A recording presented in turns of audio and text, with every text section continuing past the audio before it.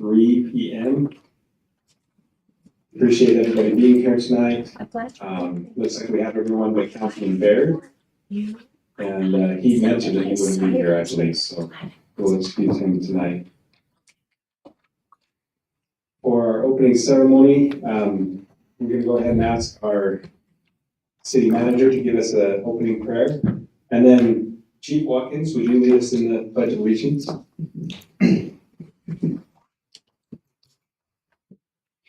Our gracious Father in heaven, Father, we're so grateful that we can meet this evening, have a city council meeting. We're grateful for this wonderful country that we live, the freedoms that we enjoy, and the happiness that we can have in coming together to make our lives better. We ask you to please bless us this evening with thy spirit, that we might do the best interest for this community, that we might be prosperous, happy, and we might help the welfare of all those that live here. We ask you to please bless our council members, that they will be supported and know of the great work that they are doing. We ask you to please bless the wonderful residents of this community, that they will be happy, provided for, and most importantly, safe. We love thee, Father, and we say these things in the name of Jesus Christ. Amen. Amen.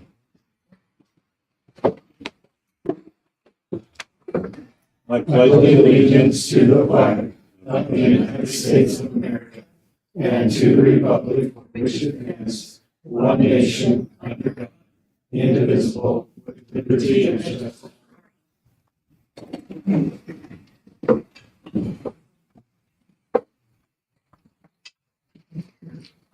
Thank you. As the first item of our agenda tonight, we have the minutes of our last meeting. Are there any amendments or corrections to be made? Okay, we have a motion to approve by Councilman White. Do we have a second? Second by Councilman Allen. All in favor? Aye. Any opposed? Okay, motion is unanimous. We do have at this time our public comment period. For the public that are here that would wish to comment, you may take up to 3 minutes.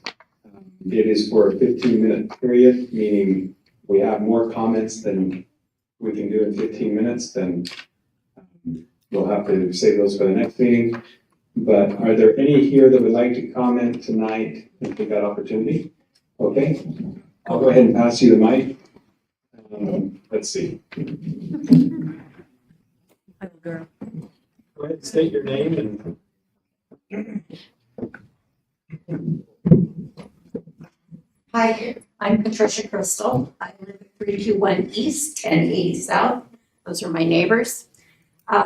We have a problem with the property that is behind our houses is filled with debris and vermin, and we want it gone.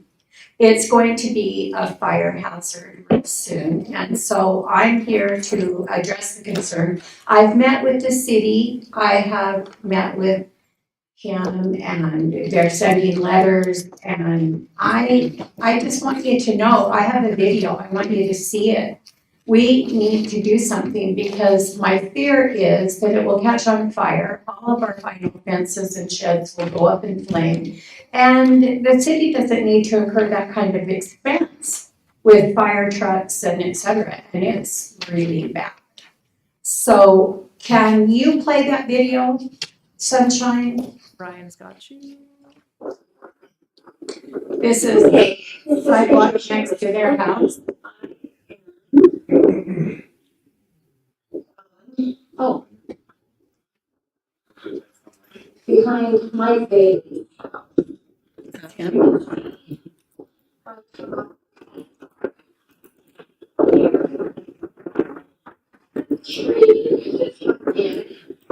See? Like someone came for a few years and scraped out some of the weeds, as you can see around, but didn't get near the fences. As you can see here, this is now right behind my house, 321 East 1080. The trees that are growing up behind the fence. Also, look at the deep that is here.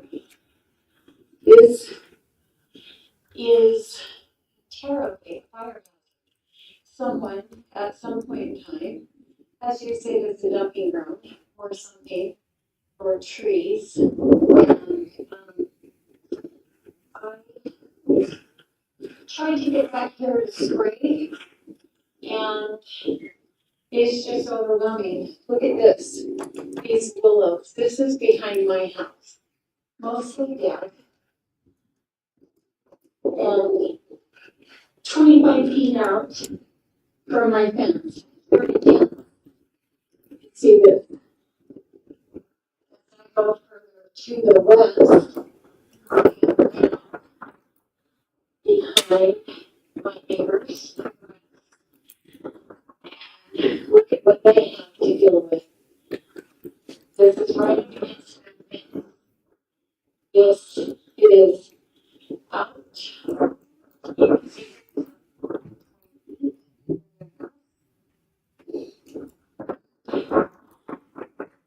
just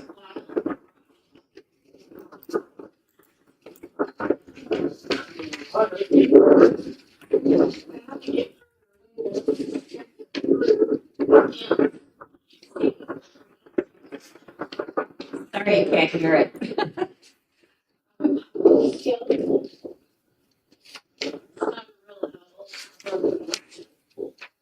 but look how far out from the fence I am. Is now still just the people to the west. And I think his name's John Smith. Behind his house.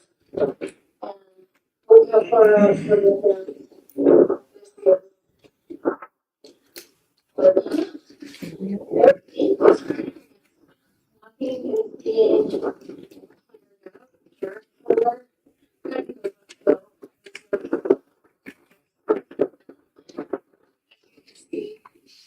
The mound was up with the tree at the top, but look behind. Now I am out in north exposure. So This has not been in lieu of time, I think we get the gist of that, yeah, Okay. definitely, so. Okay, well, and there's also vermin. I mean, there are skunks that are living in there and mice and grasshoppers and what can we do? Job, Pat. If you shut yours off. Yeah, thanks. Sorry, These mics won't work at the same time, I don't know why. But the first course of action that you've taken is the appropriate one, to talk to Drew. Obviously, he sent some letters out and things like that. We can get with our city attorney and see, and our chief of police and see what other options that we have. But now that the appropriate people have been notified, then, Is that city property? no, it's not city property, is it? But we do have nuisance ordinances and things like that. So we'll have to look into our ordinances and see how we enforce those and what process we need to take to enforce that. So, but we are on it. And if you talk to Drew, he's been really good at that. He is good at it. So we'll be working on it until we find a resolution. So. Okay. The neighbor said that if someone would rent a bulldozer, he'd run it. Unfortunately, the hard thing we have in our city attorney will probably have the same feelings as it's private property, so there's not a lot we can do as far as going on with equipment and things like that. We have to work through that property owner to get that done, and so. So there are several property owners. Oh, there are, Yeah, and so that might, more cumbersome. yeah, delay the process a little bit, but still we can look at that and just see legally what we can do. Okay, Thank you so much for coming. Thank you. thanks for the time, folk. You We'll guys get have a out of good your night. hair and you enjoy your lunch. Thank you. Okay, are there any others here that would like to take an opportunity? Okay, seeing none, we'll move forward. I don't know that I'm ready for the. for. committee appointments yet, because I saw another one we probably ought to discuss. And there's nothing that we need to, there's no reason to push it or press, there's no pressure there. So let's probably wait till, I did reach out and I did mention to two of them that they would probably be appointed. Okay. We can reach out and then follow up with that, but let's go ahead and table that for tonight. And we'll do the committee appointments at a later time. Do we have any recognitions tonight, Mr. Bake? Not tonight.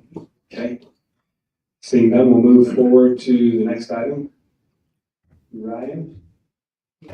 For the sports complex bid discussion.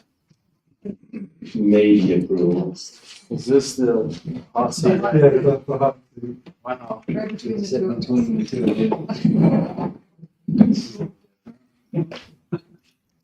Okay, so as you all know, we put out the bid for this sports complex. We did the bid opening last Thursday, and we got 3 bids in for the sports complex. One of them being more complete than the other 2, as far as requirements go, what we asked for. As far as staff recommendation, we would recommend going with Armor Construction.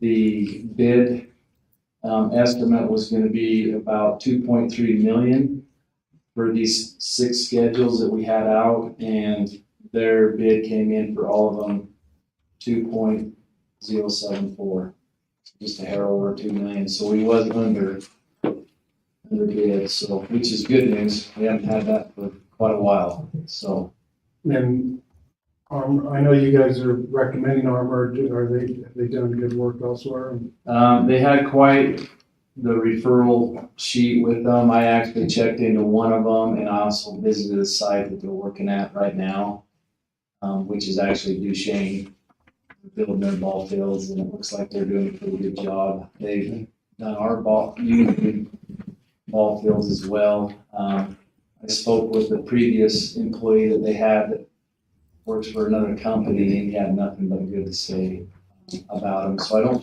I don't think we question Armor and the integrity of their company at all, but we did feel that bid was the most complete as far as every schedule that we had on there. However, there was a couple local bids that put in too as well for 1 or 2 line items that we may still be able to pull off, and they might be able to use them as well. So. Any questions? So we just need a motion to approve them? This is weird. Yeah. And Jeff, anytime if there's something I miss, speak up. The only thing that I would mention is, yeah, so there were a couple local contractors that they bid on it.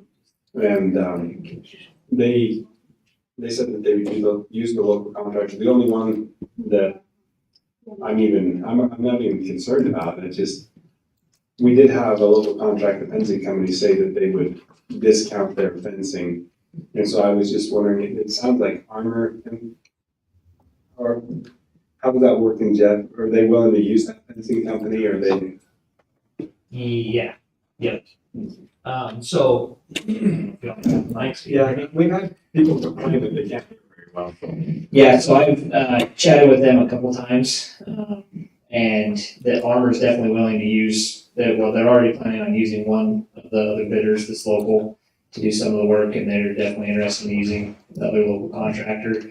I was talking to Ryan, I think the cleanest thing is just to get them, if the council decides to award them the contract, to go there, and then we can, I think there's still a few questions on exactly what the city desires as far as fencing, backstops, dugouts, and figuring out there. So I think there's some value engineering and other things that can be used during the process and still use the local contractors. But yeah, they're definitely willing to work with the local ones. And this is just for the ball fields, right? This bid is for earthwork, sod, topsoil, infield mix, fencing, concrete, culinary water stuff. Everything except the lighting, all the electrical will be separate. Okay. And the one thing that Grant and I were just talking about too is, so that there were the 3 bids that were submitted. The 2, which were the more local contractors, were pretty, shouldn't say non-compliant, non-complete as far as what they submitted. But then Armor's on theirs, they had kind of written on the bottom that their pricing was good for the whole project, which is somewhat conditional. And so we reached out to them, and then we actually had email correspondence from them that they are not holding their bid conditional. They just had hoped to get the whole project to try and deliver a better project for the city and manage some of that stuff. And, some of the back end things are like the bonding requirements. When cities spent money, I think the state code's over $50,000. You have to have performance and payment bonds, you have to have certain requirements. So there's a lot of paperwork there too that I think unfortunately some of our local contractors don't deal with that day in and day out. And so they're not necessarily set up to do that immediately. Not that they couldn't do it, but as I've talked to these 2 local bidders, it would be very different from what they do every day to try and go get those bonds in place for the work that they would want to do, and having one contractor handle all of that. That prime contractor would be responsible for the bonds, all the paperwork, all the compliance, all the everything else. So, did I cover that appropriately? Yeah, the only thing that I would add is that it was not in conformity with the bid documents that we had sent out for them to place conditions. In fact, it expressly said that they couldn't. So Jeff has talked to them, they're saying that was not their intent, and so my recommendation would just be if you make a motion to approve their bid, that's on condition that they not include the condition that it's the entire project. Good. And that's what I understood and I was thinking as well. And we can show the number. There's nothing that we can't show the public that went on with those bids, but the fencing company, the local company was a lower bidder, but again, we have the ability to award to the lowest responsible bidder, so if there's some aspects of bonding or whatever that they can't get, then obviously, we can do that. If they work underneath, is it Armor? If they work underneath Armor can do the bonding. The one thing that I just saw a benefit of with the fencing company is where they all are local, they want to be able to discount their work to us. They bid it as if, it was a competitive bid, but then they said that they would be willing to discount some of that as a like-kind donation for advertising and things like that. So I want to make sure if we do approve this, that is an option for them to be able to still work with Armor if that's the case. But if they decide to discount that, then that's passed on to Roosevelt City, and then they get credit for, some advertising or something like that at the ball fields. That's all I would just mention with that. And there's the, Well, sorry, Mayor. Hey, I found a way to cut him off. See how that works. Turn it off. Sorry, but yeah, you bring up a good point, and one thing that I noticed too yesterday, and we all know this, but having the one contractor would help us tremendously on the flow of the project. I noticed that Duchesne, they were pouring concrete, had conduit showing, and was doing fencing all at the same time. So them correlating together and having it work out and would be very, very helpful, having Armor control all that, so. Well, I would move we approve contingent on them not having conditions on the contract. Is that? I'll second that. Okay, we have a motion by Councilman Busenbark and a second by Councilman Allen. Any other discussion? Seeing none, all in favor? Aye. Any opposed? Do we need a roll call vote on that? I would just, Yeah, let's go ahead and Councilman Busenbark, Aye. Councilman White. Aye. Councilman Allen. Aye. Councilman Cloward. Aye. Okay. And that's unanimous vote, so motion passes. Next is and this is a great project, by the way, I'm super excited about it. This is a long time in the making. Field use agreement, where we're going to table, if that's okay. Dustin said that you guys learned a lot of this. Do you want to give us a brief update on the tournament, Councilman Allen, and maybe some of our staff?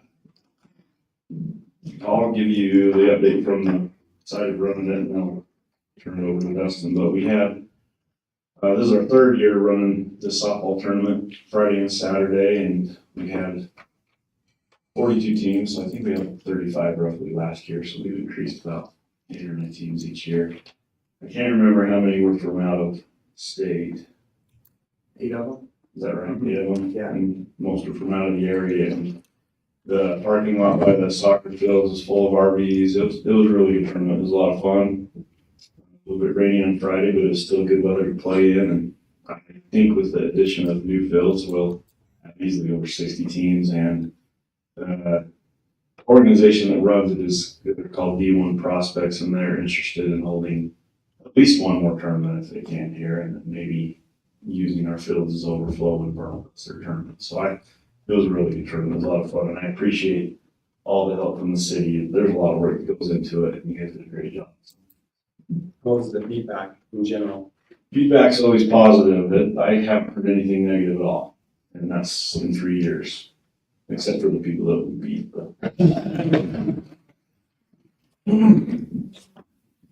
Like Councilman Allen said, it was an awesome tournament. A lot of people. It was fun to see everybody that are using our facility. Just as far as the fee schedule goes, we wanted to just fine tune a few things. We did learn quite a bit on how to keep up with it. It's a big task, but we can do it. As far as the fee schedule goes, it's close, almost where we want it, but there's a few definitions that we need to put in what, as a city, we will provide when these tournaments come in. Because we don't have the biggest crew. The main problem that we have, it's not that we don't want these tournaments, we do, but we just need to be careful and define what we will provide for these companies coming in. And that was a big thing. We spent a lot of hours preparing for this, and a lot of overtime was paid. There's the cost the city had to provide, which is fine, but we just need to define a few things on our user agreements.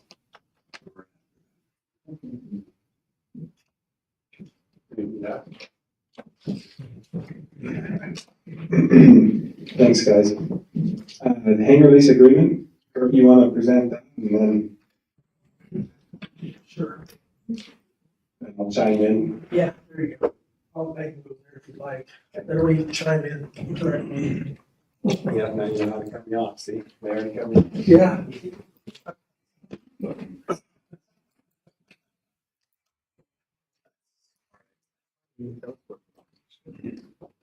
All right, so on this hangar lease agreement, we just would like the council to go over it and maybe get it put through tonight. 4 of the 5 hangar spots that we have available are spoken for, and nobody is on the waiting list at this time. So, and I was just brought to my attention just about an hour before we came to council. Lifelight, they're interested in using the city hangar in the winter months during storms and stuff, and they're willing to pay a fee. So that's something we can consider also. So with the hangar lease, this is something that grants helped us with. This is basically the main hangar at the airport, so it'll only house 5 planes. The hangar was remodeled, it looks fantastic. We thought we would adjust the price and everything else while we did that. The price is not in the lease agreement though. That'll be presented in this. That'll be presented in a fee schedule upcoming, but the recommended rate from our airport board was $300 a month. And so just so you know, that if we lease that out $1,500 a month, that gives us a pretty good chunk of change that we weren't getting before at the airport. So, and it's well worth it. So this is basically something we just need to get past so that we can get the planes back in. And do you have anything to add to that, Grant? We tried to simplify it and did simplify it. The other hangar agreements, we'll turn our attention, try to work on them now too, but I'm happy with it if you guys. Any other questions? No, I would move we approve. I looked at it, thought it looked good. And I do like that it's simplified. We have a motion by Councilman Luzenbach. Second by Councilman Clower. All in favor? Aye. Are there any opposed? Okay, motion passes unanimously. Council assignments, do you have that? Do we want to go over that tonight? Mayor, you have a copy right in front of you. Oh, cool. So this is something we talked about a couple council meetings ago. I think we can go through it fairly quickly. We have added another committee to the list. Are there any, the Interfaith Council I've been going to, has anybody else been attending? Yeah, Don? I'm on that council. So let's go ahead and put Don's name on that council. Is there anything that needs to change? Or, Yeah, Dustin White on ULCT might be better to be Dustin White. That's what it's good.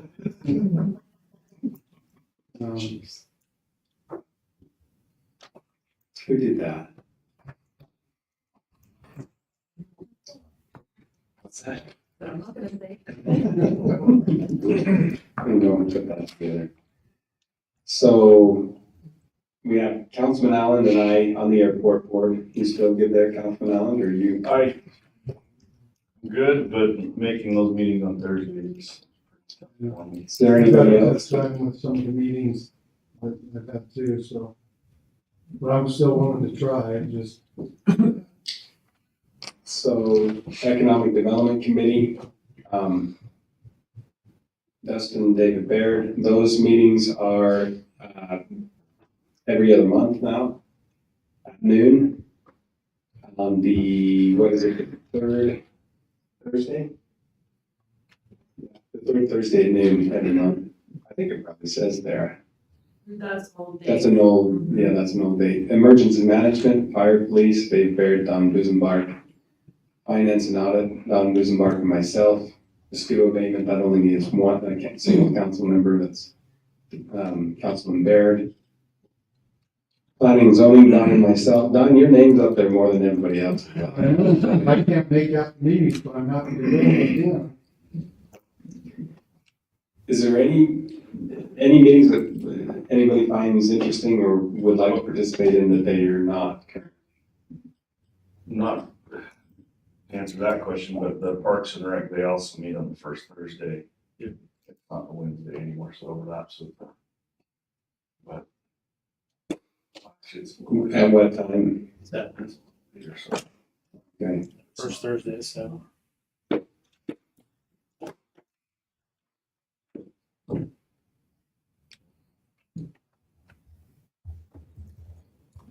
Is that something, that's on a Google Doc, isn't it? Yeah, actually, I have the Google Doc, sure to be open. Okay.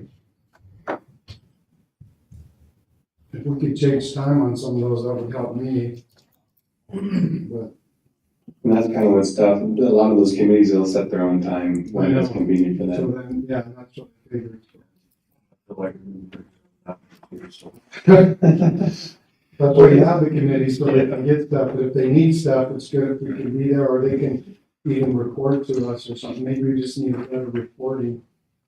So what about it shows you on the golf course committee right now, Don. Yeah. And you've got several other committees, plus you're on the Interfaith Council. Is that something you would? I could actually Interfaith fits my schedule really well. I'm happy to do that. Golf course, I struggle, but Rowdy's been able to go. Yeah. And so he can report, but if you need. We'd like to have another one go to the golf committee meetings if we could.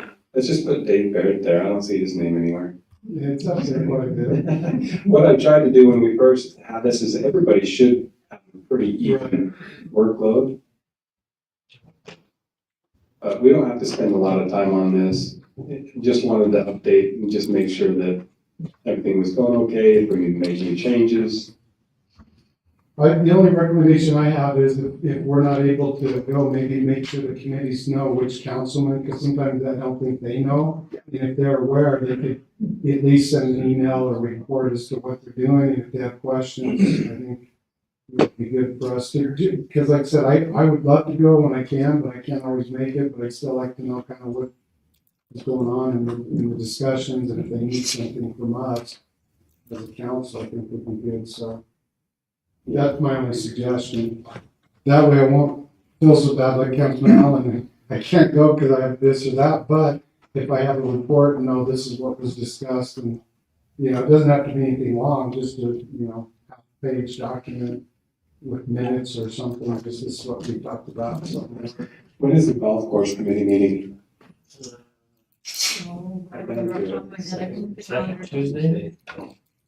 The second Tuesday? What time? 5:30? Do you remind me next time, send me a text or something? And if you wanna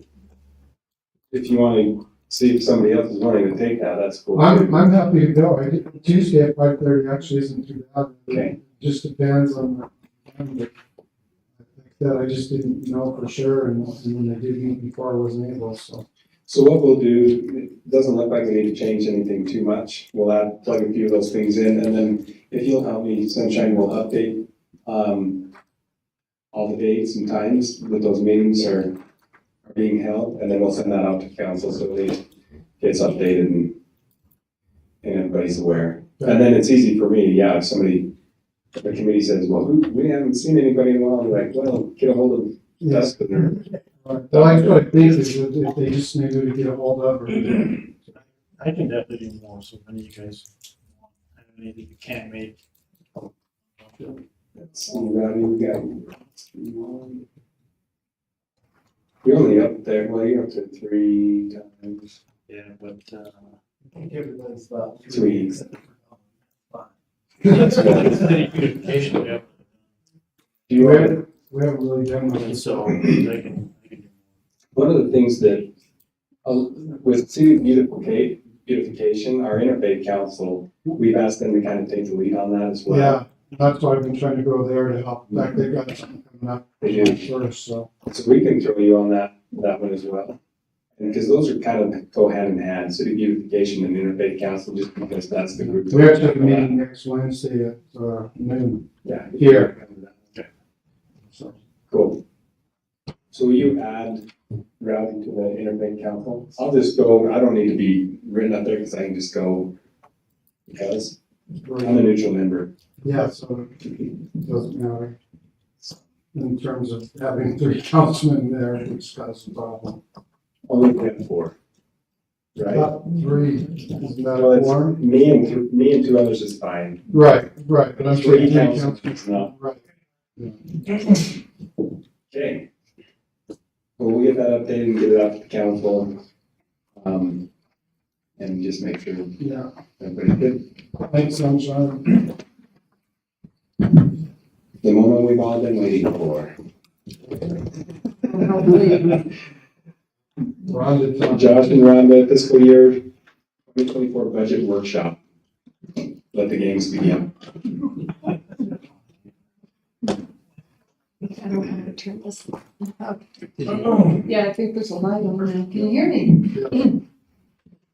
Okay, I know everybody is really excited to get to go through all of these numbers again this year. There are a couple of things that I want to just tell you right up front. Overall, year-on-year budget compared to budget is a 6% increase. As you may or may not remember, I came in 2021, and the budget that we prepared the next year for 2022 was a 29% increase over 2021. However, it was only 2% over the budget for 2018. What had happened in 2018 to 2019 was an 8% decrease, and the next year was a 6% decrease, and the next year was another 8% decrease. And so basically, there were a lot of items in the budget, a lot of the things that were keeping the departments from being able to actually do what it is that they're doing. And we were stockpiling this nice nest egg, which is really not the function of a government to save lots and lots of money. Another thing that I think it's important to understand was,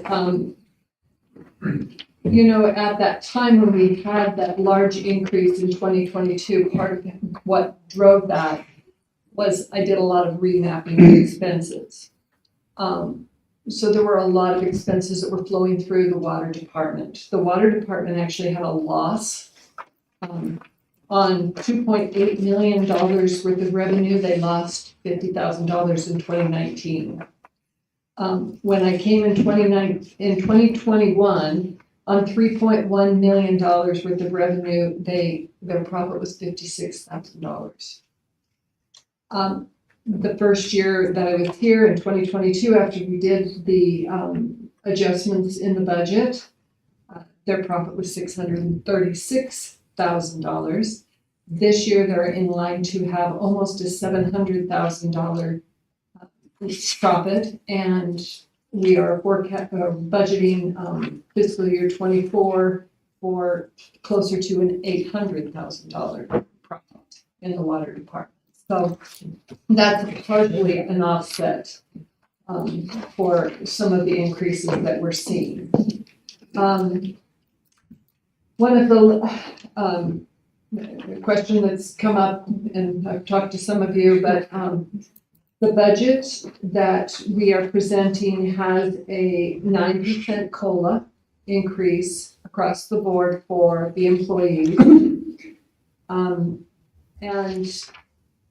I realized looking through this, we've done so much remapping of people and changing of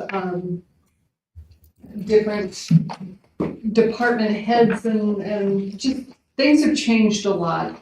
So, Dawn, if you want to take one of those and pass them down, tell you what you're looking at here. We have, I gave you one, but there's another. Did I give you enough? Throw one towards you. Did you all get one?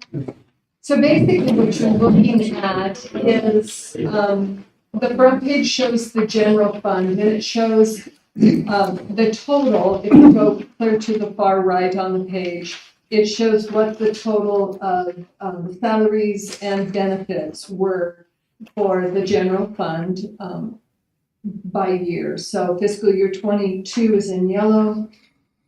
Fiscal year 23, actual year to date, is in green. The budget is in blue, and the proposed budget for fiscal year 24 is in orange at the bottom. And you'll see year over year, budget to budget, that's a 6% increase. On page 2, if you look at the water fund, you'll see that overall year on year, it's a 12% decrease. And in the sewer fund, it's a 13% increase. Again, this really has to do with how we've mapped employees so that their payroll is spread out amongst the departments that they have oversight of. But if you look to the far right where there's colored boxes all by themselves there, it shows year over year, budget to budget. It's an overall 2% increase, and that does include that COLA.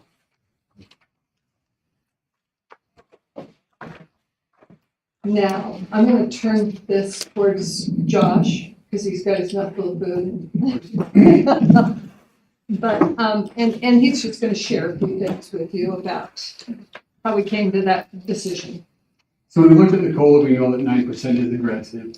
If you remember, we brought a mid-year proposal last year to council, and you recommended that we wait till the fiscal year to make that adjustment. So what I did, the city managers have an email chain kind of where we're tracking what everybody's done in the past, because everybody's trying to figure out what we're going to do. We're always nervous about what the city next to us is going to do, always pointing fingers.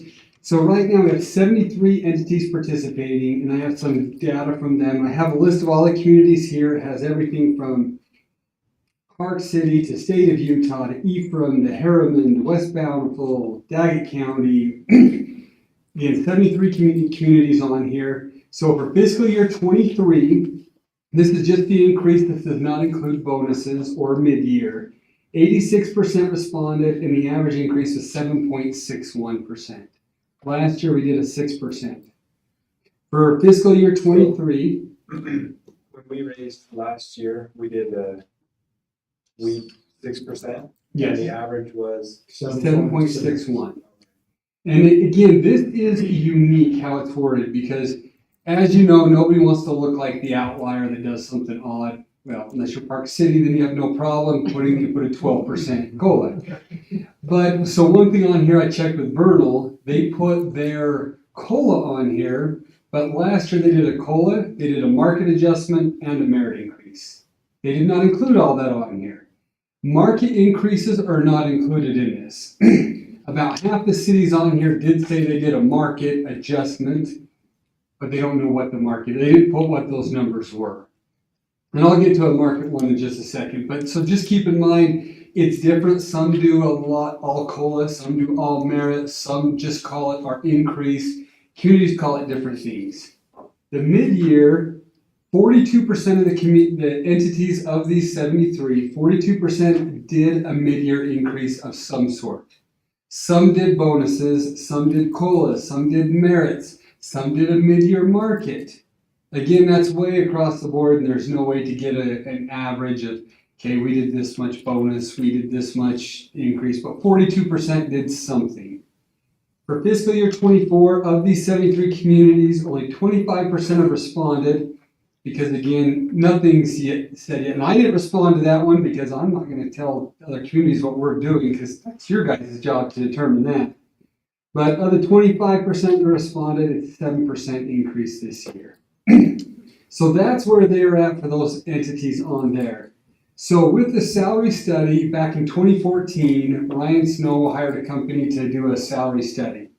Using just those job descriptions, because we're not doing a new salary study, but I have those descriptions with updated salary. This is the market analysis. I did something on here where I have 2014, 2021, and 2022. So early 20s, this is still a little bit old on there.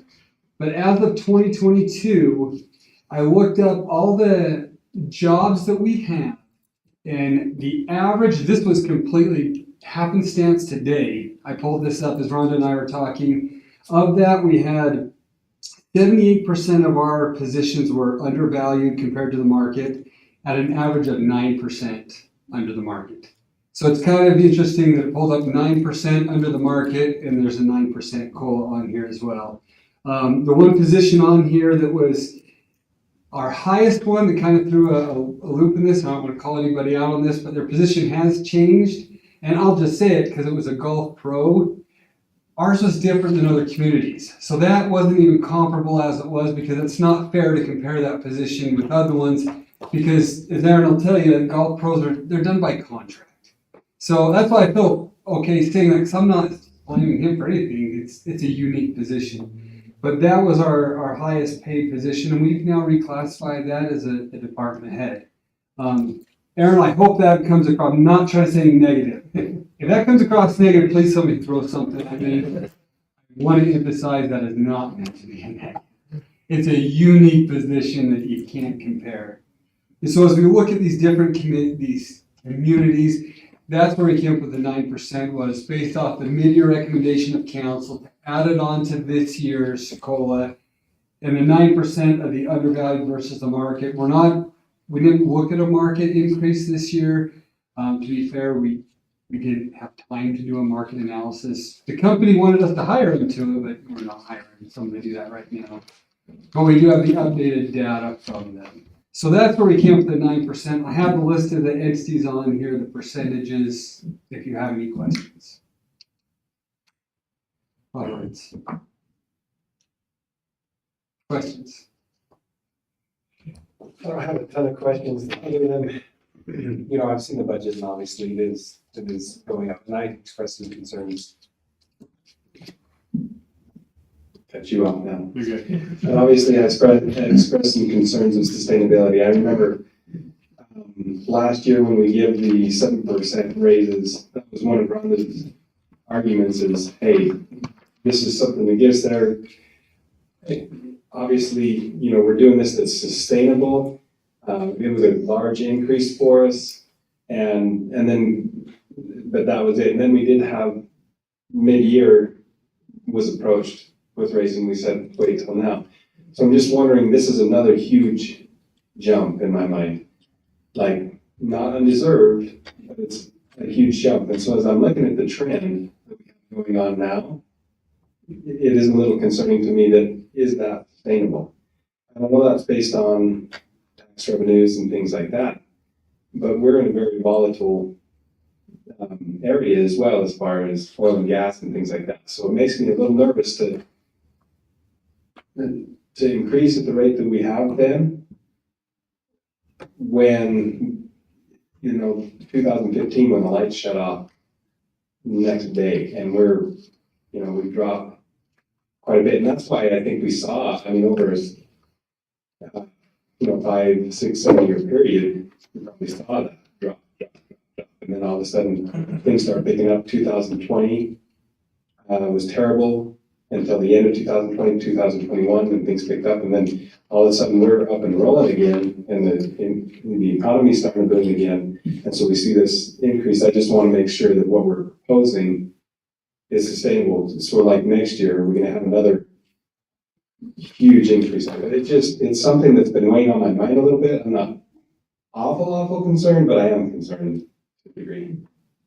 If I can address that, I absolutely agree 100%. This is not sustainable. This is not something we can do year to year by any means necessary unless we want to become Venezuela. It's not sustainable. It's not something we can continue to do. Right now, we know the job market is volatile right now. The consumer price index continues to go up. And that's where right now, that's where our recommendation is for this year. Next year, this can't be done. When I first presented our pay scales to the council, COLA, in my opinion, is not an every year thing. And I'm talking any COLA. So some years it's a 0. 2 years in a row like this is extremely aggressive, to be completely honest. One thing that we've done to offset this is, so historically the benefits for the city employees would get about 95% covered. Well, there was an increase last year, the city covered that. We are now going to put this new increase on the employees trying to get that back down. So there are certain things like that you can't keep creeping up. So that benefit-wise at least, and again, it's small per employee, but there are little things we're doing to try to creep that back down to where it should be, because the sustainability is key. And that's one thing where I like where Rhonda did the spreadsheet that she handed out. Overall, with the payroll has gone up 2%. We have been able to eliminate some positions. We eliminated a department head position this year. Certain positions we have employees where we're getting creative.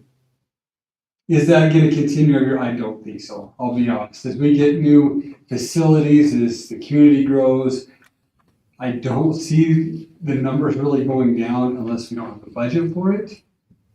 But it hopefully will continue with growth. And that's where we need to look at this. But long-term sustainability, this is not something we can do every year by any means whatsoever. Is that fair to say, Robert? Is it comfortable stating that you're good with the 9% though for this year? And even if we couldn't give a raise this year, we can at least maintain that from moving forward? Because I understand and I agree with the mayor. I mean, it's definitely, I hope employees understand it's not like we can say, oh yeah, 9-12% every year, no big deal. I don't think that we can do that. But I think here and there where we need to adjust, where we have those drops, I think we need to. And I just want to add for the record that if you look at our 430 numbers, the financial update, we've spent 75% of our projected budget, but we've taken in 85%. So Ron is doing an awesome job, as well as Josh and the employees, in keeping those costs down. Did you give this one to them? Yeah, at the last meeting, it was Is the that financial last meeting, update. the financial update, the one we missed? Yeah, I came in a couple of days last week for the application, whatever, to renew my opportunity to run for council, whatever you call it. Anyway, I just wanted for the record to say that's pretty awesome that we're taking in more than we're spending, which is the whole point. Again, going back to your comment, Mayor, the sustainability. We have to be able to do that. I'm comfortable, if Rhonda feels 9% is comfortable with the idea that we can't do this every year, but we can at least do it this year, knowing that in the future, it just depends on how things go. I'm okay with that. I would say that sustainability has been something as we've gone along. It has to be sustainable in that I don't want to increase people and then a year from now have to say, I'm sorry, a bunch of you have to go home. We don't have a job for you. We can't afford to pay you. That would be a nightmare. But at the same time, we all know what inflation has done to everybody over this last year. It's been, we all felt it. So I don't need to tell you what that's been like. And we know how hard it makes doing what we do when we have turnover. And actually the cost of trying to replace can be so much more than trying to keep people we know are very capable of doing a great job. And we have a great staff. So. And I don't disagree at all. I don't disagree at all with those comments. One of the things I mentioned before, I mean, I'm a business owner, so I know what retention means to a business. I understand that. Robbie, I mean, he has to deal with that outside of the public sector and the private sector. And I understand that. One of the things that's unique to my business is I get to bonus people when we're doing well, and then when we're not doing well, I don't have to cut wages and things like that. And it's just tough with municipalities and with government, because once you raise somebody to that level, if we do have a downturn, you have a little bit of a problem on your hands, because then it's laying people off or, you know, cutting wages at that time and things like that. So it's a catch-22. I don't disagree. Like I said, I am a little concerned. I'm wondering where the plateau is going to hit. I don't see it yet. So that is a little concerning to me. I'm not saying that the employees should take it in the shorts either, but I'm also looking at other parts of the budget of where we can make sure that we're not being too liberal with our spending. And I can honestly say that with confidence and without fear of reprimand, because we were at 6.1 million and now we're at 9.8 million. That's a significant increase. I think every department can vouch that the council has, this council particularly, has been more than willing to give the funds that are needed in their departments to run and things like that. But we also need to see what we can do with what we have before we continue to increase at the rate we have. And we knew we were behind before. But to continue at that rate now, in my mind, is a little bit concerning, because I think we haven't even had time to really settle in and say, okay, what can we do with the budgets that we give in each department? So I'm not really contesting the wages as much as I am the overall budget, and how do we make sure that we're not just, does that make sense? Running away with it a little bit. No, I agree, and I think you make a good point there, Mayor. When you raise someone's salary, it's real, and like in education, you can't, like, if you have a bad budget year and the state doesn't give any money to teachers, they still have salary that you can't just say, oh, we can't pay as much, we gotta drop your salary. No, they get paid whatever the schedule says regardless, and so districts have to somehow find a way, and usually it's cutting people or cutting programs or those kind of things. And I know that the state ended up giving, I think, the teachers probably with everything, probably 10 to 12%. And again, those are raw numbers, and it depends on where they're at on the schedule. So that's why, you know, I feel like the 9% is personally reasonable, but I also agree with you that I'm hoping that doesn't put us in a bind down the road. So maybe we need to be a little cautious. I don't know. Yeah, and I'm not saying that we don't do 9%. I'm just throwing it out there. We've heard this for a couple of years now, like, but we've got we have the foot on the accelerator still, and I'm thinking, at what point are we actually going to? And that's just overall. Right. We've been very, I hate to even use that word, so I'm gonna use that word. We've been very, I don't know another, what's a synonym for liberal? Open. Generous, we've been fairly generous, but we want to make sure the department heads have what they need to work. I just want to make sure that the sustainability is there. When you look at our budget, and you have a good portion of our budget, our revenue, or the general budget comes in sales tax. And sales tax is driven a lot by our economy and the oil and gas industry and how volatile it is. Yeah, you can't. That's what I'm looking at, like. Yeah, no, I agree. We've got to, there is some, I think just a measure of safety that we have to build into our budget just in case. I watched it in 2014. My total revenues in my business overnight, and I say overnight, I mean literally overnight, dropped by 80% or more.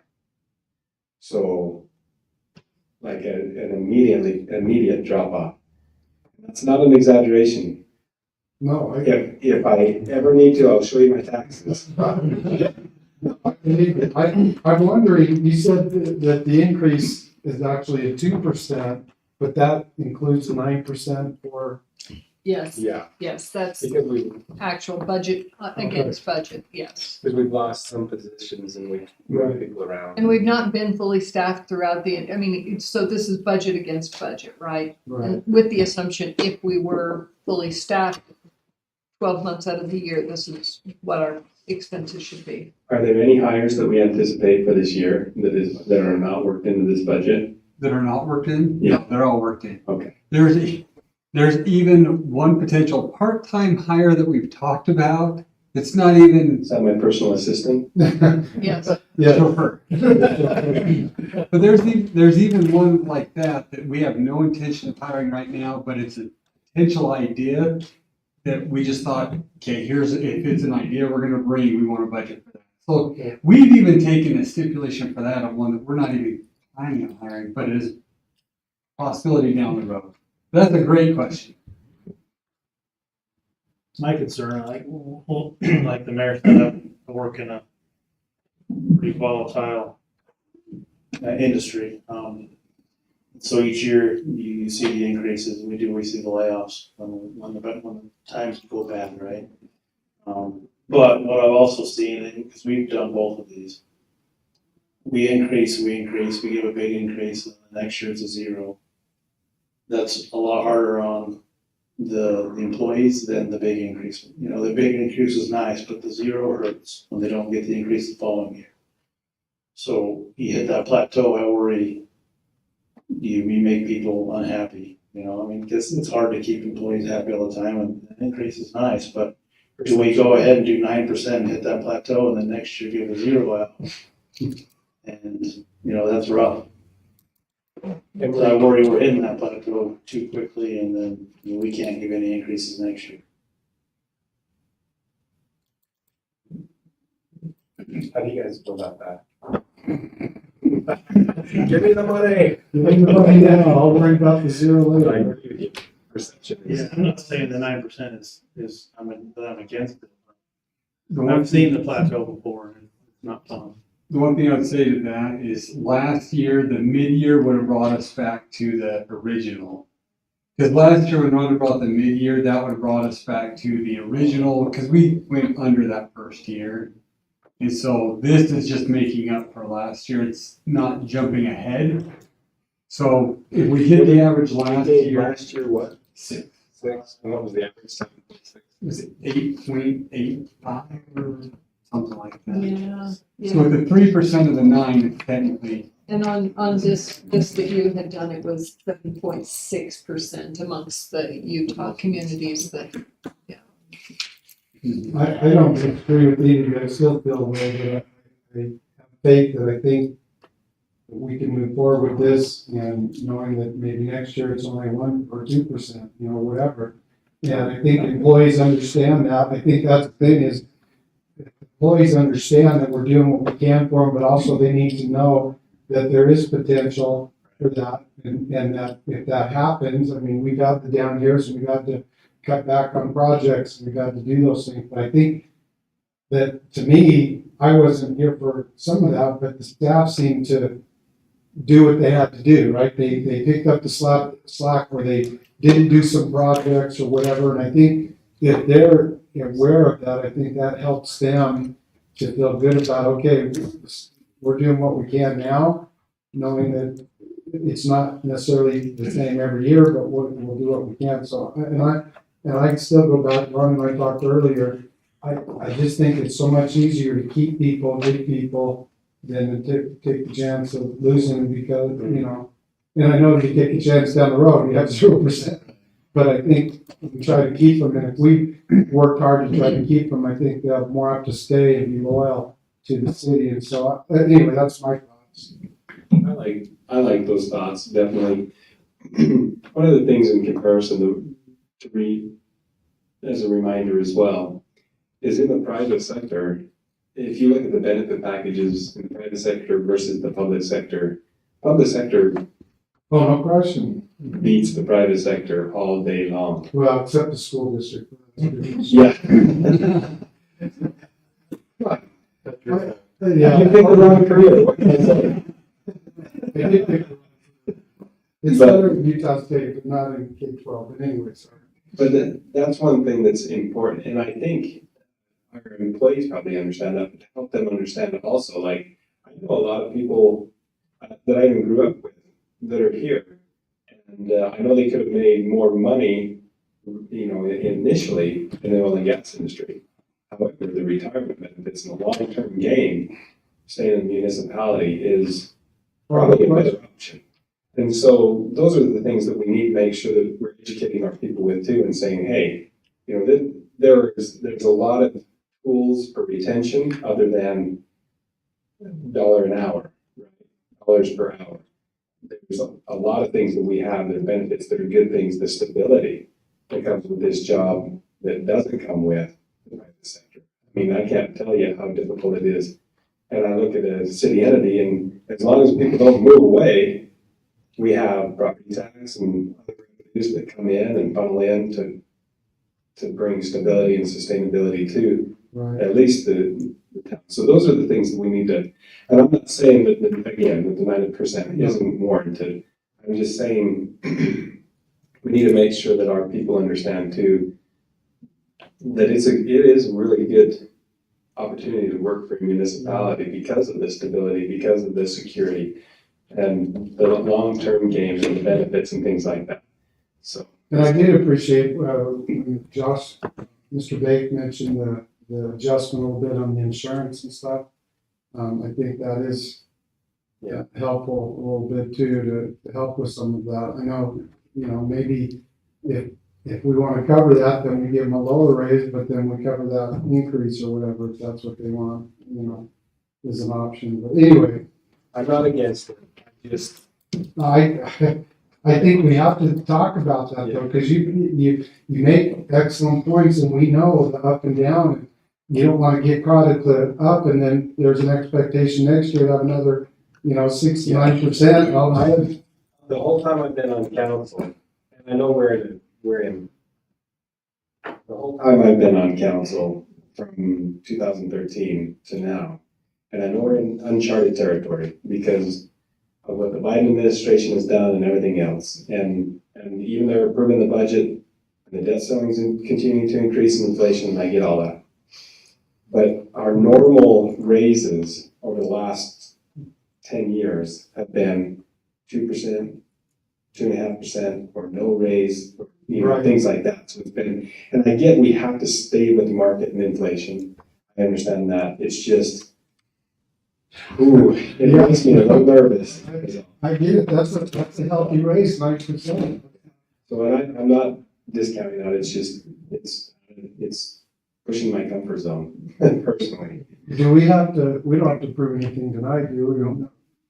Final approval's in 2 weeks, so you have time to think about it. Do we have, besides payroll, do we have any other questions on the budget? Do you want to run us through some of those things? Because I think we went over that. I read through it personally, and like I said, I appreciate how Ron has been trying to make sure things are where they belong and that funds go where they're supposed to go and to the person they're supposed to go. And I think that's important. That's why I appreciate the effort she's put into that. And I think it looks, really good compared to where we were a few years ago. I agree. And Ron, the one thing that I noticed that would be helpful for me, and I know you've already started to pull all of these out and you've got ledgers and everything for, different line items for expenses and things like that. One thing that would be helpful, I know on the expenses, we broke it out like, we have the golf course that has its expenses and what the golf course totally is all by itself. And we have that for animal shelter and everything else. But if you go to the revenue side, it's all lumped in together. And so to be able to get a quick snapshot of, okay, golf course, this is our total revenue, golf course, this is our total expense, it's hard to do that. I can add it up. Sure. It's not. And I do that for the departments.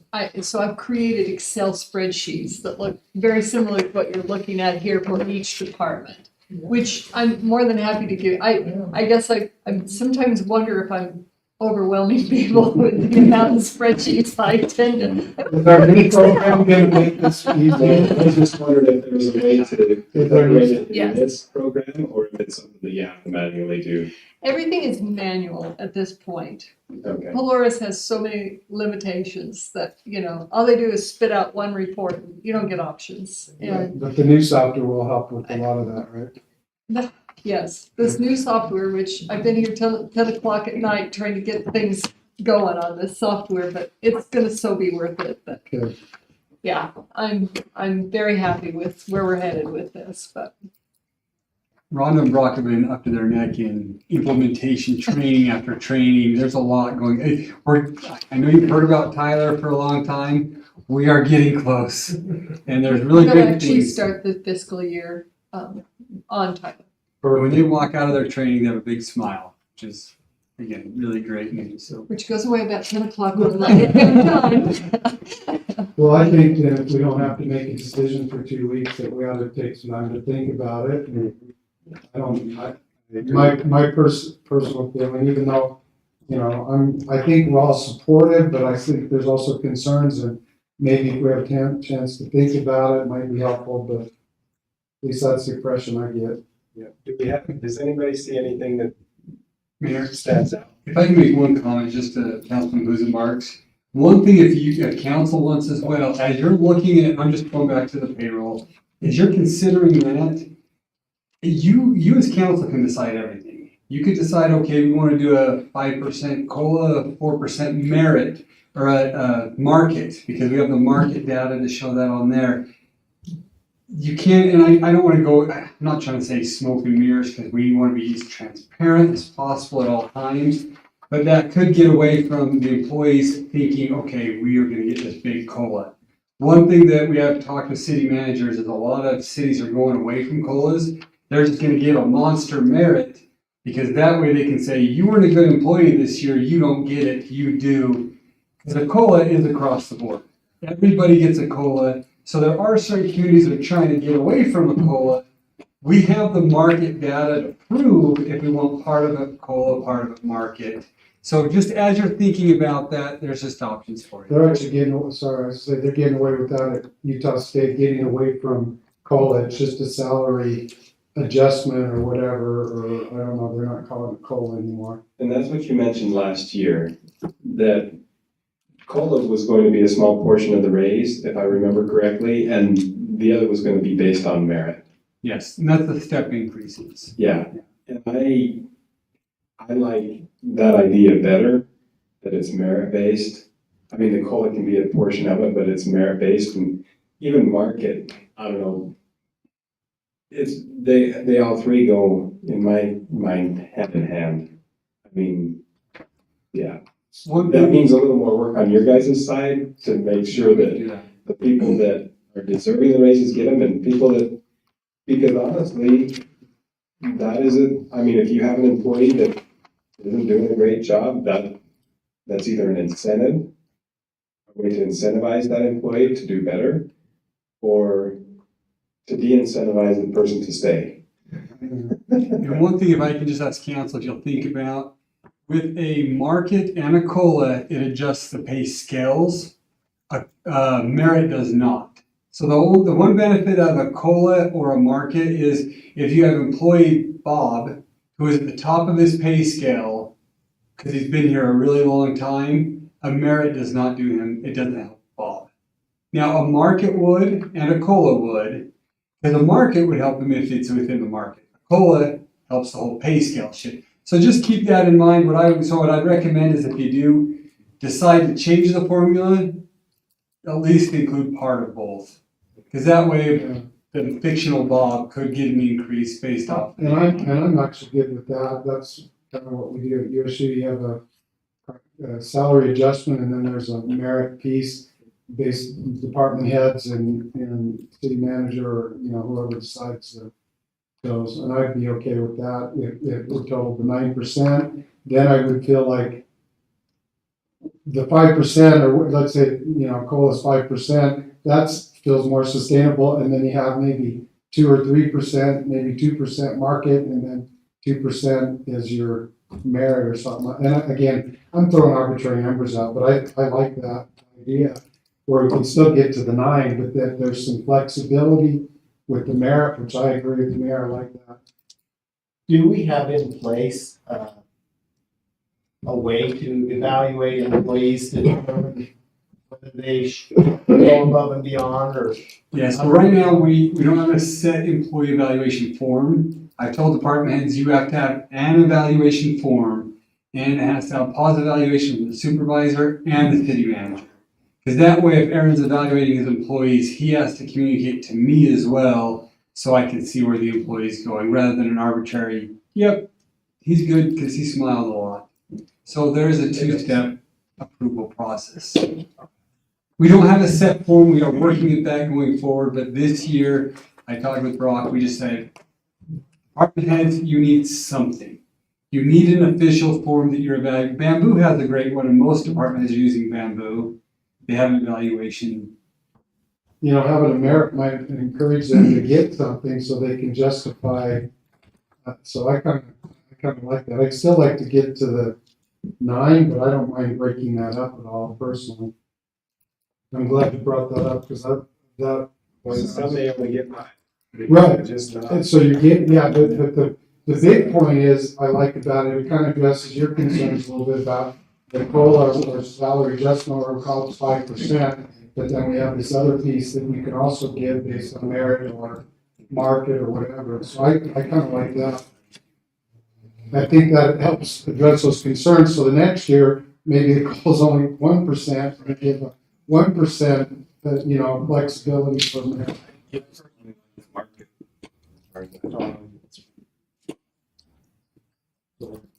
I can say I personally might like the market better than the COLA. Yeah. Because it still pushes the pay scale up, like you said, but then the COLA is just like, the market dictates what people should get paid for the most part. You know what I mean? Yeah. Well, I think we need to think about it, but I think we've got some good ideas, and then we can make a final decision. Now, again, back to just the budget in general, we do have each department head here tonight if you want specific questions within each department. I mean, I asked the department to be ready. Hopefully you're welcome to if you want, but I told them to be ready to go from line by line to council. You're talking capital projects? No, everything within the budget. Okay. Capital projects, we have that as well. But for example, I asked Aaron to be ready to go line by line of recreation should council want to go into that machine. I gotta find my other one on. Aaron, can you tell me why the golf course budget went down 5,000? I'm just kidding. Okay, well, $4,907. All right, I was gonna ask him on Aaron, that says the green fees we budgeted 225, you actually only collected 139. So you're probably not gonna hit the budget or what the expectation is. for range trees? We should be pretty close to that as we finish out through May and June. Yeah, it's true. May and June will be pretty big. April is gonna set us back. It's the first time in Yeah, I talked 15 to- years we haven't been open I for talked March to, or yeah, April. I talked to Kyle the other day. He said he can't keep up with the merchandise that's flying out the.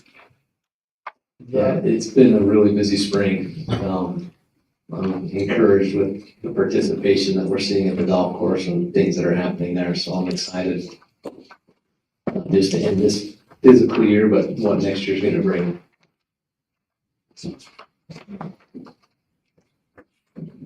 I did have a question on the airport. Our fuel cells show 133,304, but our fuel expenses exceed our sales. Are we charging enough for fuel at the airport? Kirby, do you want to take that one? Is our airport manager? So if you look at the fuel, at the cost, the aviation fuel, and you look at Jet A fuel for, What page is that? this is page 20. If you look at page 20 on our expenses, we have 55,411 for gas and 78,633 for Jet A. Then if you go back to our revenue side, I can find my page again. 133,000 is where we're at year to date. Yeah, 133,000. If you have 55 and 78, But we have an inventory. true.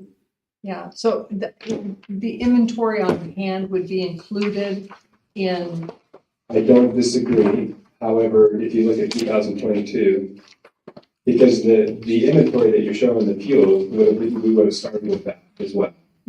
So it's a net zero basically. If you look at 2022, we made, I think 15% was all in our fuel cells. which is, we've been tracking, we've been somewhere in that same area.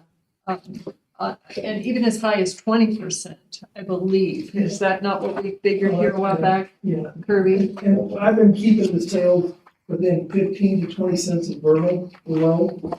And actually, it's accurate everywhere within an 80-mile radius. I check it weekly to stay so the prices are comparable and not undercharging or overcharging. My thing with that is, and I get we have to be competitive, but if we purchase fuel at a higher rate, and then we drop our price down, we have to stay competitive, and And that's. Kirby's been keeping. I'm not trying to be nitpicky, that's just one of those things that shocked me a little bit. I'm like, holy cow, how come? But I do take that into consideration. I mean, we're not below what we sell our fuel for when I purchase. We're above. Yeah, We never. I just wonder. I believe that we've just refilled one of the two, probably the Jet A, here just recently. So that would be included in it. So yes, it looks like year to date, we've spent 134, we brought 133,000 in revenue, but we do have an inventory on hand. Right, well, and I know that the inventory, we had a full, inventory, basically full things coming into 2023. Not necessarily. I mean, it fluctuates. Yeah. Yeah. So the reason I'm looking at it is I'm looking at each. Sure. I'm wondering And I like the can get airport- you QT, it keeps pretty good records of that stuff that we can get details. Yes. So, And I've known that the airport has run a subsidy, and that's what I'm looking at is how, the reason I'm dialed in on a couple of those things is just how do we make that sustainable? How do we get that break even? Where's our break even at? If we're not making any money on fuel and we sell, twice as much fuel, because we are selling twice as much as we were. yes, we are, it seems So the more our fuel higher it costs are goes, the way more we higher. sell. But I don't see profitability isn't quite as much. So I'm just saying we're just doing more work for not. And I will definitely look at the value of our inventory just so I can tell you exactly where we are at on profitability. Yep.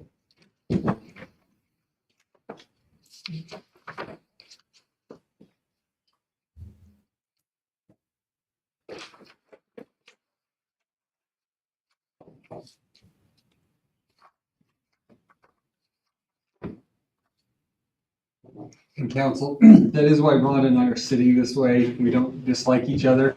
It was in case the department head had to come on. Just want to point that out. We do get along. Yes, we.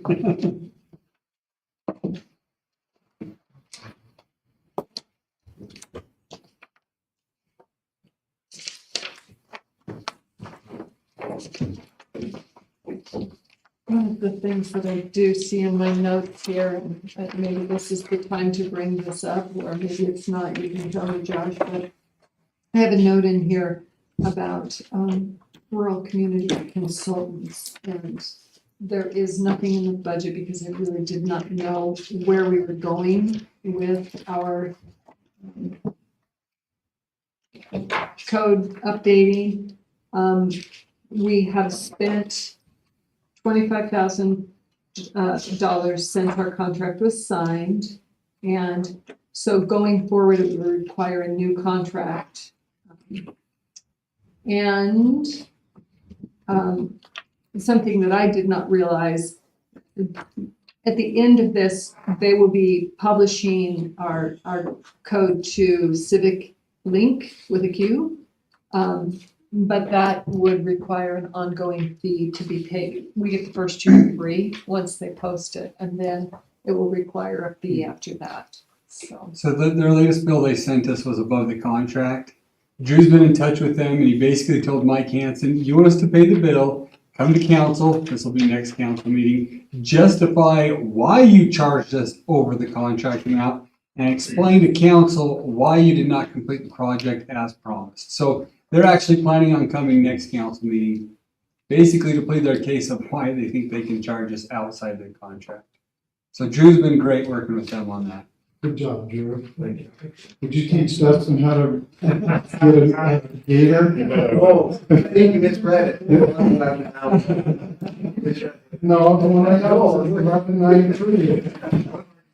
I did have, on that, just the other budget item, and we talked a little bit about it, but the aquatic center, that's probably one of the largest increases per budget. Knowing that the aquatic center revenue is declining year after year, looking at 120,000 plus increase in that budget is difficult to look at. Again, I think that's one of those things that we need to look at, and how do we increase the revenue, because we're already at I think last year was a fairly large subsidy, like rivaling the golf course subsidy. No offense. The golf courses, but I think it has to do with some of the things that we've already addressed and people have addressed in our meetings with temperatures of the pools and everything else, and trying to accommodate other entities when we're actually taking a hind seat. So that was another concern of mine. I know we're remapping some of the positions and salaries and where they get taken out of and everything else, but that one did, I mean, of our $500,000 or $600,000 increase overall budget year, it's 120,000 of that 600,000 in just the pool when we're already a heavy subsidy on it.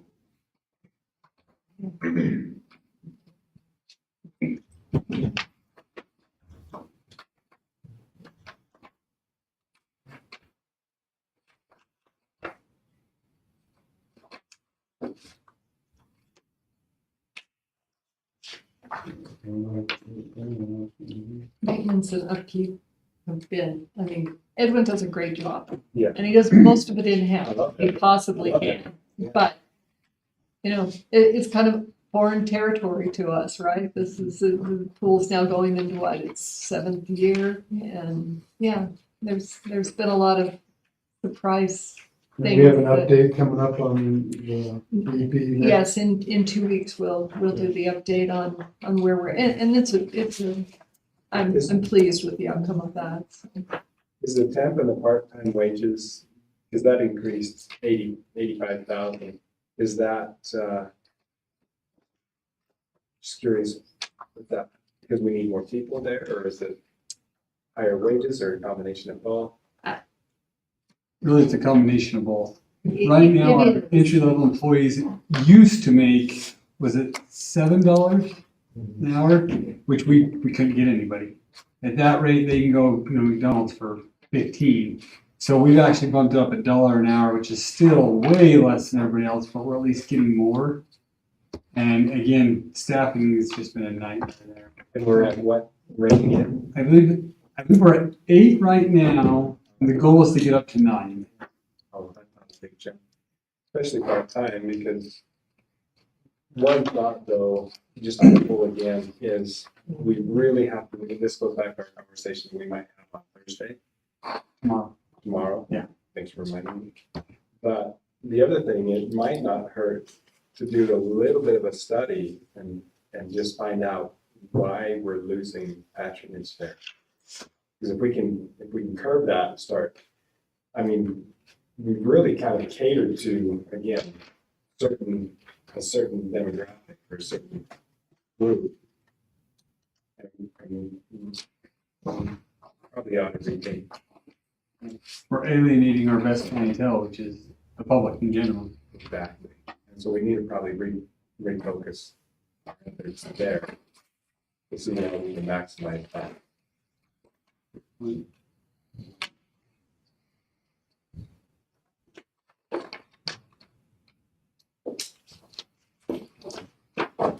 there have been other things as we remap things to the correct location. So for example, in admin software, that budget's gone through the roof. But Strata, we used to pay, each department would pay their own Strata amount for IT services. Well, we just put that into one account so we know how much we're actually paying Strata rather than, well, we only pay them 10 here, 12 there, 6 here. Certain things like that, it's much better for, especially transparency alone, to know exactly how much we're paying. So there's certain things like that that Rhonda's done really good of putting where they need to be. Slowly but surely we're getting. Yeah. I didn't have a lot of questions. I came and talked to Rhonda a little bit earlier, and I got this last week, so I've been looking at it. Any other questions? Are there any questions on the capital projects? Again, Ryan, I've tasked him, he's ready to answer any question about anything. And do all of you have something that looks like this? I know I've put many papers in front of you, but. So this is basically giving you a recap of where we're at with our capital budget. And I'll just go over this really quickly. We had the original capital budget for last year was 11.3 million. We've actually spent 2.2 million, and our expected spend by the end of this fiscal year is another 2.7, which would leave 6.4 million, I'm rounding here, unspent. And we intend to carry over 3.3 million of that. I say carry over, but it will be re-budgeted upon approval to continue those projects. And that includes the money set aside for the ball fields and several projects that just have been a little bit slow to be finalized. And so then the proposed capital budget for fiscal year 24 is 5 million. So that's leaving the amount that we're requesting for both the unfinished projects from fiscal year 23 and the new projects would be 8.3 million. We've got 300,000 from the general budget that would be pushed towards this. So that would take 8 million from the general sinking funds. So in the second box, there are the balances of our PTIP accounts, the general fund account, and the 2 sinking funds. We have a total of $16.4 million in these 2 accounts at present. And we would, of that, 1.9 is earmarked in both of the 2 years budgets we're discussing. to be set aside for future projects. And those are spelled out down below. We have the cemetery expansion, we have replacing irrigation lines, golf course, new water lines, sewer line replacements on the east side of town. Like all of the things that we discussed last year, we've put those in the budget again this year to put that much aside again for those future projects. And the new one added this year would be 50,000 set aside for a new aerial truck at the fire department. It's a $1 million plus piece of equipment. We're just looking at somewhere 5, 6, 7 years down the road, we're probably going to have to be replacing this. So that's what all of those are. So if we take those funds and use them, reserve them as if they're not there, and then we've also reduced the capital that we expect to spend against the fiscal 23 budget by the end of the year, that would leave $6 million that would have to be spent, which would leave our sinking fund reserves at 5.6 million, which doesn't include that reserved amount. And just so you understand, because we have reserved something for a future project, it's actually available to be used as the city sees fit. The only funds that we have at this point that are unavailable for spend is a very small amount that we have for the Veterans Memorial that has been set aside, and those funds are not available for any other use. But this full 7.6 million would be sitting in the accounts to cover whatever yourselves or future councils would see fit. So. And one thing I can add with these capital projects, a lot of them have monies that don't necessarily have to be spent. And I'm going to use an example. And I want you to keep in mind here, this is an example of it. So the ball fields. We have 3.2 package from CIB for the ball field if we use the whole amount. In our capital funds, we technically have allocated almost 1.5. Now, if we use the full CIB and don't use any more, if bids continue to come in under, fantastic. We could take that 1.5, we could put it in the seeking fund to make payments, or if times get bad, make payments. We could pay off 1.5. I'm assuming we don't want to expand the project and use it.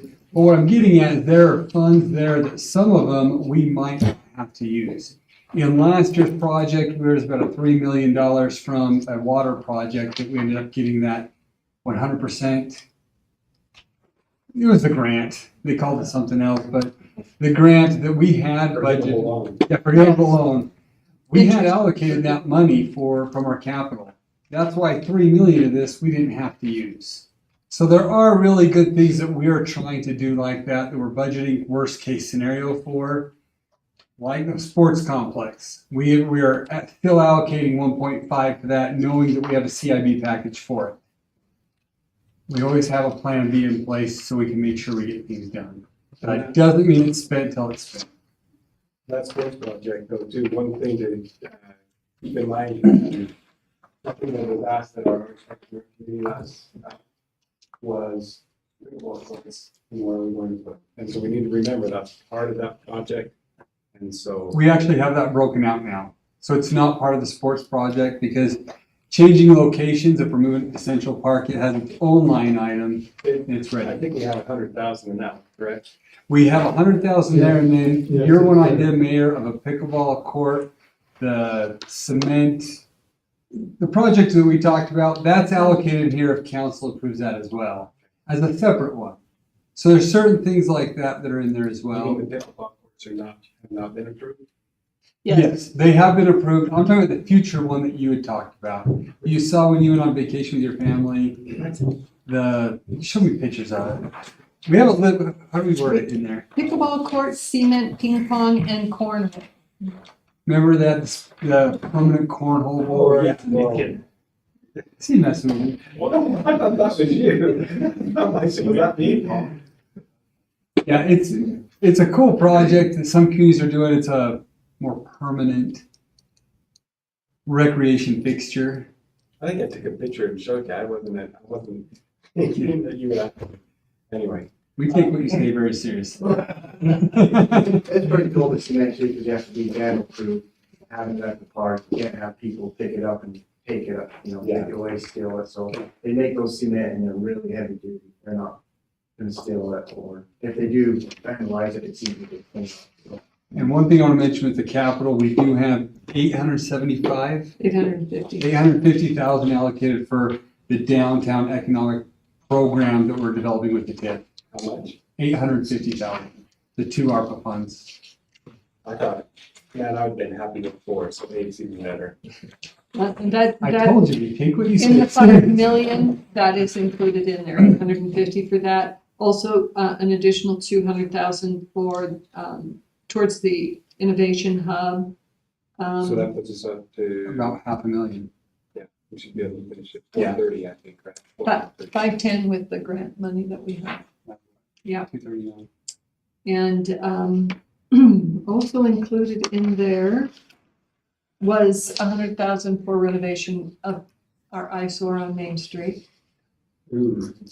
I have somebody that's interested in that building if we wanted to discount it. And I have a restaurant coming from Vernal to go tour the building.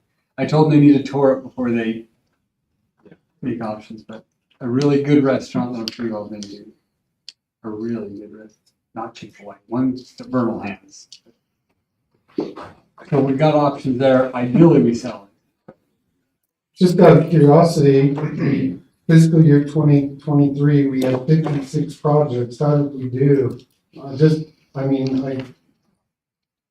do we have a number on that? Actually, most of the projects were completed, and even some of these,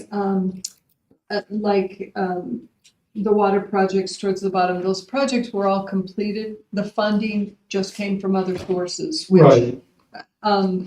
So they're not accounted for here, but there are very few of these projects that were not completed in one, fashion or another.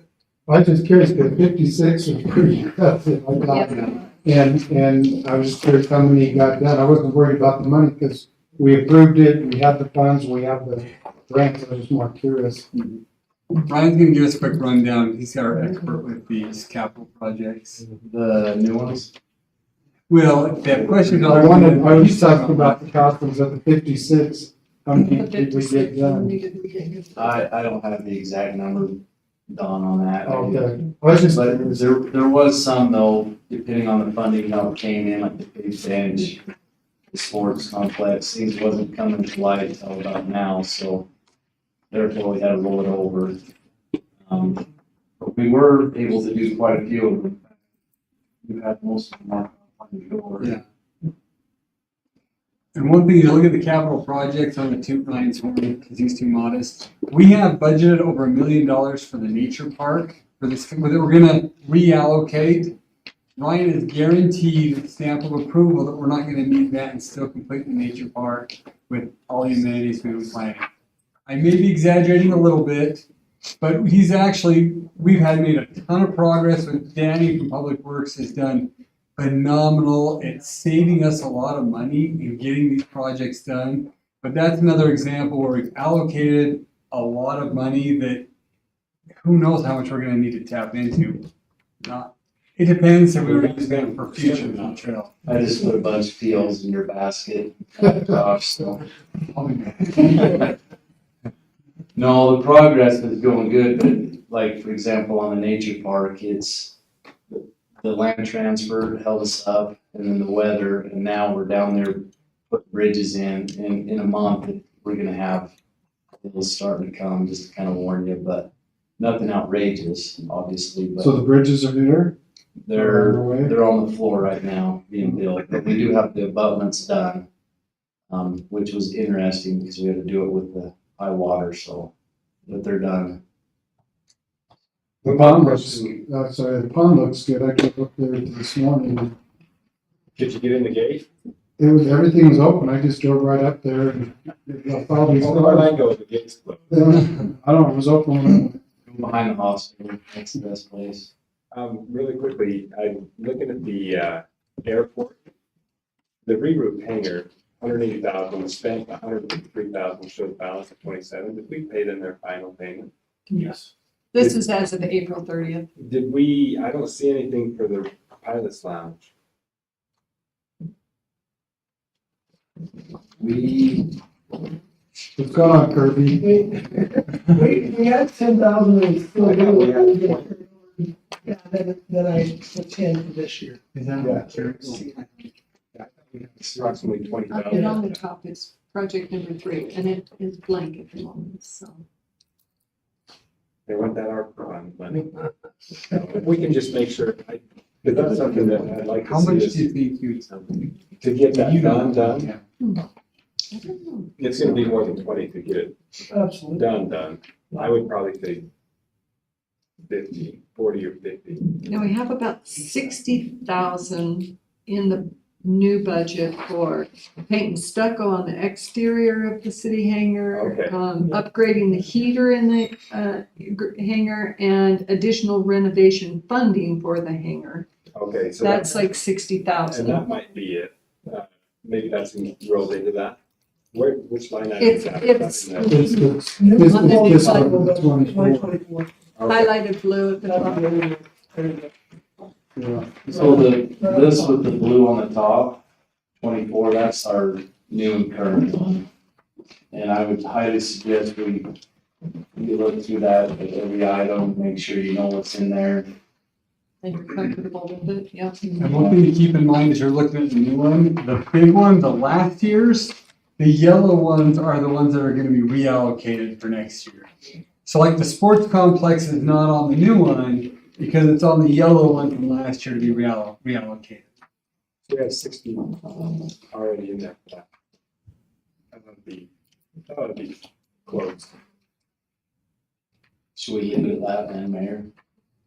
And then the other two projects are a little over 200,000, and of that, the city has about 10,000 that they'll have to, put in as their portion.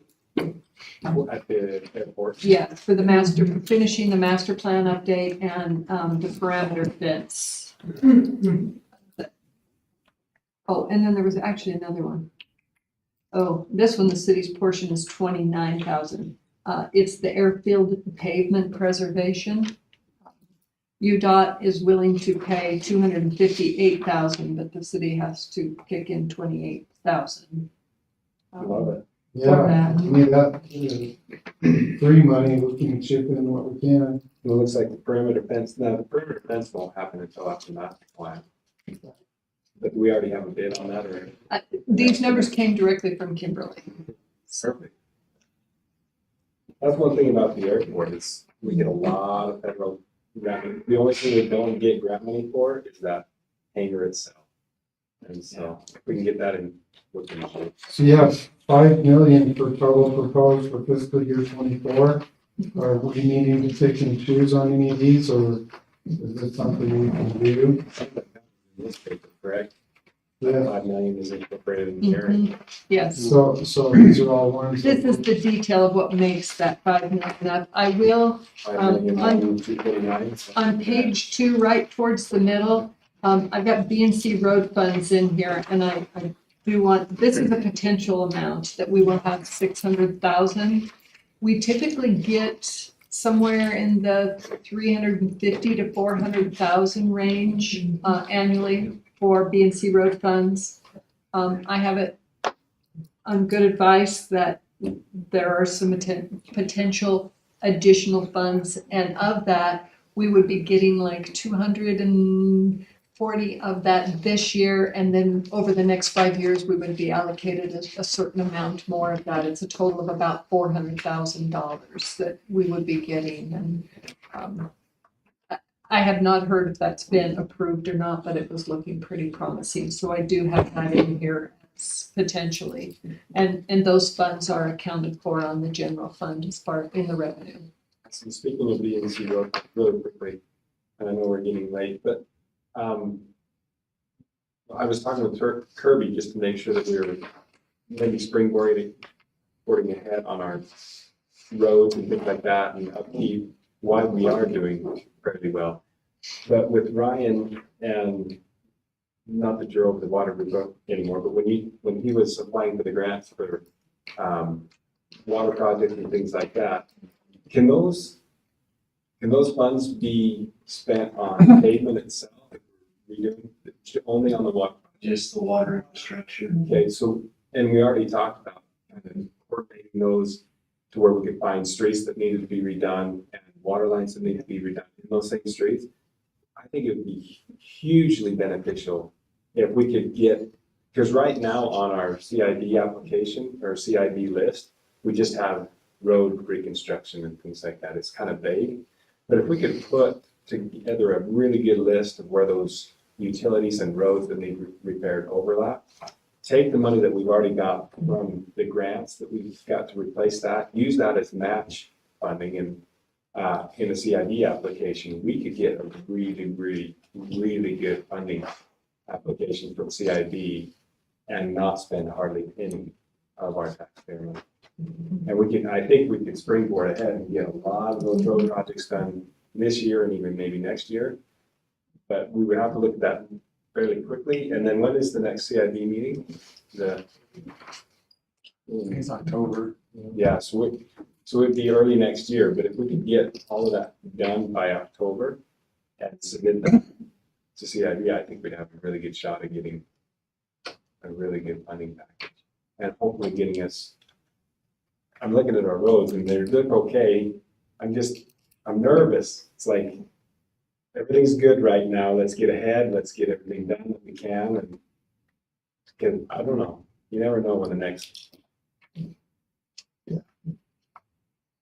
And we do have 655,000 for road resurface projects in here on top of the 600. So it's about 1.2 million altogether for road And if for we this could, year. if we could leverage that and get twice or three times that. Kirby, find a place to spend it, huh? We got plenty. Well, I didn't say we got on the road. It's something that never, it's like in the dish is only works. It never goes away. Oh, it never goes away, that's for sure. But just to add to that, when they had the LTAP study, so LTAP, most cities, they don't want you to be more than 3% on predicted roads. And that's 0 to no years left of life. We are 4%. So we're right there in the ballpark. But just so you know, on average. So it's not like we're way behind the scale, but we're doing pretty well. But like Mayor says, it'd be nice to get it. Let's do 2% or 1.5%. Yeah, exactly. There you go.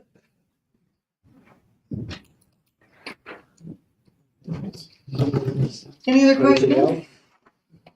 No, a lot of good stuff going on in the city, thank you. I just want to make one quick.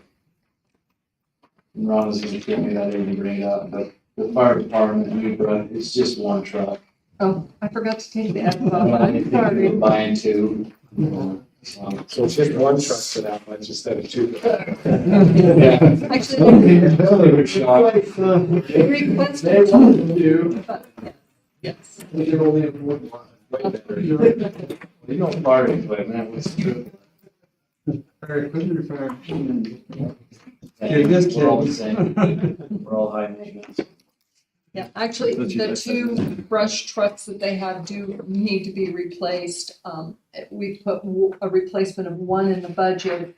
The funding for that actually comes from the leftover we have from the water tanker. We just thought we could just push those funds over and justify purchasing. It's almost enough to cover all but about 30,000, I think, to buy one of the brush trucks. And then hopefully we'll see a sale of the old water tender and some other things, so maybe make it where they could get the other brush truck. I know it's kind of important when they try to go out on the fire and the truck is on the other side of the road because it's broke down.